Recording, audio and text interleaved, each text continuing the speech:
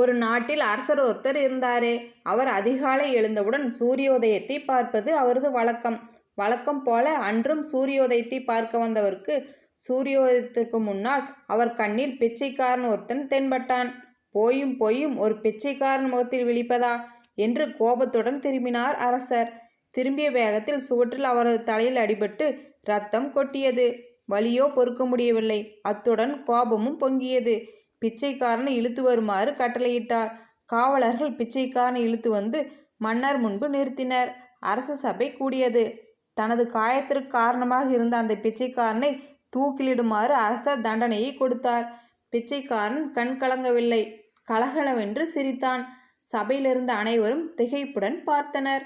அரசருக்கோ கோபம் கட்டுக்கடங்காமல் போய்விட்டது. பைத்தியக்காரனே, எதற்காக சிரிக்கிறாய் என்று ஆத்திரத்துடன் கேட்டார். அரசே, என் முகத்தில் விழித்ததால் உங்கள் தலையில் சிறிய காயம்தான் ஏற்பட்டது. ஆனால் உங்கள் முகத்தில் நான் விழித்ததால் என் தலையே போகப் போகிறதே, அதை நினைத்து சிரித்தேன் என்றான். தவற்றை உணர்ந்த அரசர் தண்டனையை ரத்து செய்து பிச்சைக்காரனை விடுவித்தார். தைரியம் என்பது தன்னம்பிக்கையின் மறுபெயர். சமயத்தில் தைரியம் இல்லை என்றால் நம்மை நாமே காப்பாற்றிக் கொள்ள முடியாமல் போய்விடும். இந்த மாதிரி குட்டி கதைகளை கேட்கறதுக்காக நம்ம சேனலை லைக் பண்ணுங்கள், சப்ஸ்கிரைப் பண்ணுங்கள். தேங்க்யூ.